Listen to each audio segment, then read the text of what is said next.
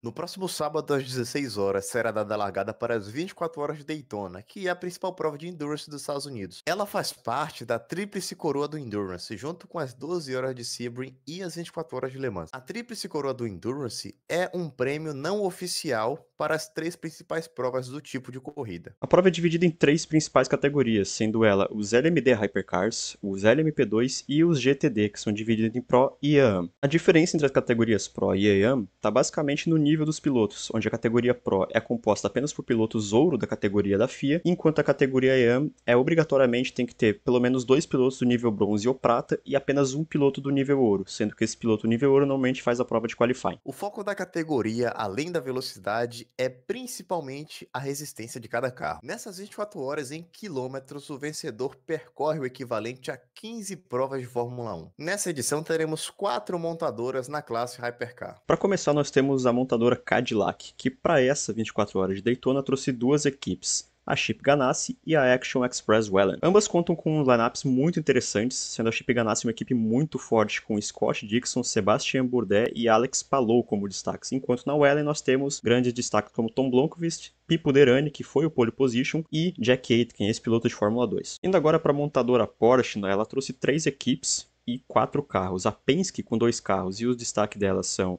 o brasileiro Felipe Nasser, o Kevin Estre. Nós temos também a Proto Competition com Gian Maria Bruni, o italiano, e também a JDC Miller, que trocou a Cadillac pelos Porsche, e esse ano vem com o Thymen van der Helm, ex-companheiro de Caio Collet na MP, como destaque. E a BMW vem para essas 24 horas de Daytona com duas equipes de fábrica oficiais, e alguns destaques delas são o René Rast, Philippe Eng e o brasileiro Augusto Farfus, todos esses três provenientes da equipe dele de DTM. E para finalizar, temos a montadora campeã da prova no ano passado, a Acura, que tinha sido campeã com a Meyer Shank Racing, com Hélio Castroneves e Simon Pagenaud, só que eles não voltaram para essa temporada por focar na Fórmula Indy. Então apenas temos duas equipes da Wayne Taylor, uma equipe oficial da Andretti, e alguns destaques delas são Louis Deletraz e Brandon Hartley, que já ganhou múltiplas vezes as 24 horas de Le Mans. E eu sei que vocês querem saber deles, os brasileiros que vão correr nessas 24 horas de Daytona. E vamos começar falando dele, né? Pipo Derani, o que é que a gente pode esperar dele, Vitor, para esse fim de semana?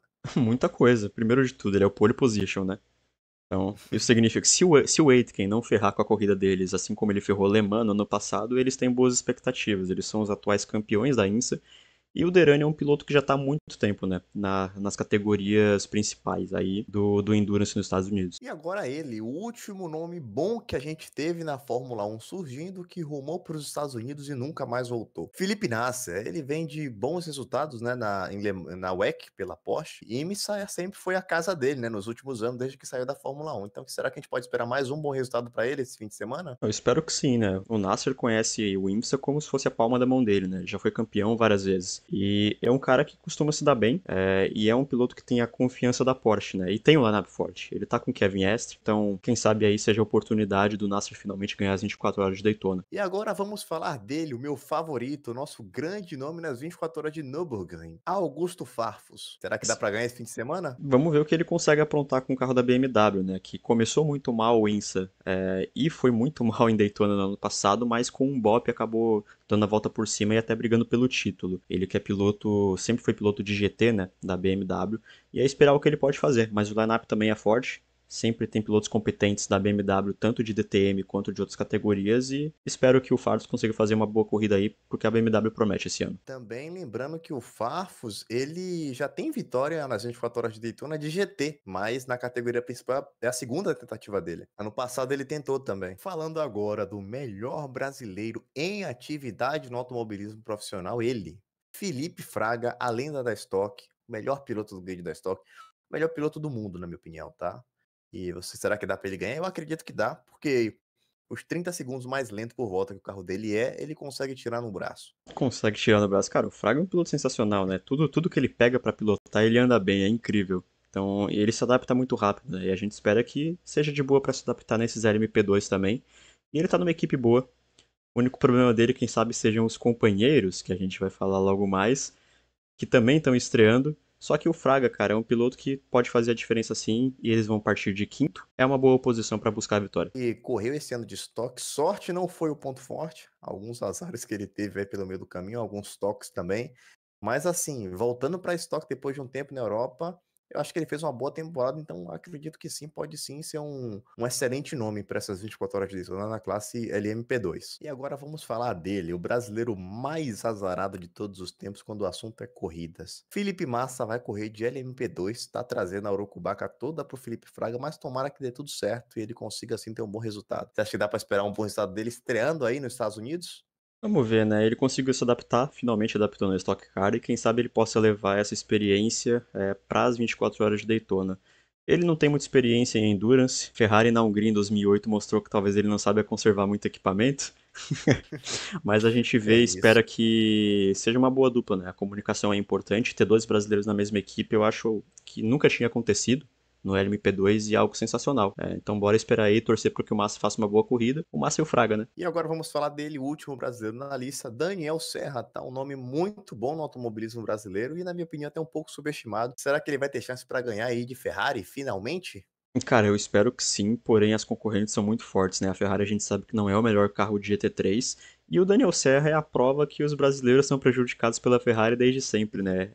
Ele era para ter essa vaga no Hypercar, ele é um piloto de confiança, né, da Ferrari no World Endurance Championship, também é o nome de confiança deles da GT World e achei uma sacanagem deles ter deixado de fora desse programa da Hypercar, mas mantiveram ele no line-up aí para correr as principais provas de Endurance e ver o que ele pode fazer de Ferrari, né? Não vai largar na É. pole, mas ainda assim a gente espera que ele consiga se dar bem, porque é um cara que conhece provas de endurance. Como já mencionado, a gente vai ter 3 categorias correndo essas 24 horas de Daytona, uma menos do ano passado, já que a LMP3 acabou saindo do radar. São elas a Hypercar, a LMP2 e a GTD. A diferença entre os carros da Hypercar e da LMP2 está basicamente no nível que se espera das equipes de cada uma das categorias. Enquanto na Hypercar as montadoras podem levar suas equipes de fábrica, ter um budget maior, a LMP2 acaba ficando restrita a equipes privadas que têm que comprar chassi de 4 fabricantes que são homologadas pela FIA, que é a Dallara, a Oreca, a Ligier e a Multimatic. Tanto a Hypercar quanto a LMP2 são categorias do tipo protótipo, ou seja, são carros feitos especificamente para as corridas e com uma aparência um pouco mais futurista do que os carros da GTD,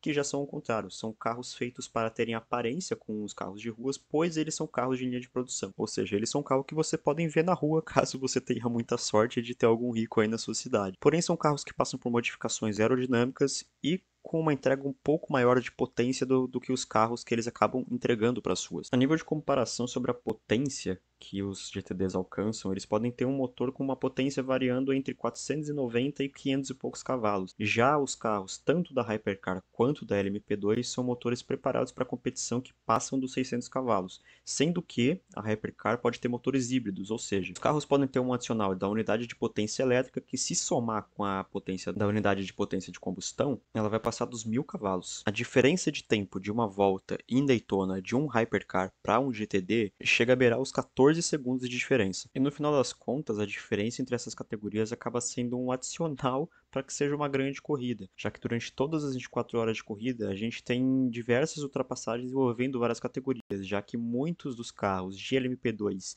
e de GTD são retardatários dos carros da Hypercar. E como a bandeira azul não é um requisito caso você esteja tomando uma volta de uma categoria que não seja a sua, isso acaba bagunçando muitas vezes as corridas, já que os pilotos tendem a ser mais conservadores, a tentar ultrapassar outra categoria e acabam permitindo mais disputas, já que o piloto que vem atrás pode se aproveitar de um vacilo e acabar chegando. E agora vamos falar 3 curiosidades sobre essa prova. Antes do formato das provas de 24 horas de Daytona, ela já passou por outros formatos previamente. Eles foram os 2.000 km de Daytona, as 3 horas de Daytona e as 6 horas de Daytona. A curiosidade que a gente decidiu trazer é justamente sobre essas 6 horas de Daytona de 1972, porque a prova já tinha o formato de 24 horas e, devido a uma crise energética do petróleo, ela acabou sendo interrompida e tendo apenas 6 horas. Durante essa crise energética do petróleo, o preço médio do barril de petróleo saiu de 3 dólares para 12 dólares, tornando essa prova inviável. Tanto que ela voltou a ser realizada em 73 e acabou sendo cancelada, ou seja, a prova não aconteceu até 1975, quando ela retornou já com o formato das 24 horas que a gente conhece até hoje. O primeiro vencedor da prova no formato das 24 horas foi o britânico Ken Miles e o estadunidense Lloyd Ruby em 1966 com o Ford GT40 MK2. Essa história é contada no filme Ford vs Ferrari. O maior vencedor da história da prova é o americano Hurley Haywood, com 5 vitórias. E também nós temos alguns brasileiros entre as listas dos maiores vencedores, sendo eles os brasileiros Hélio Castro Neves e Christian Fittipaldi.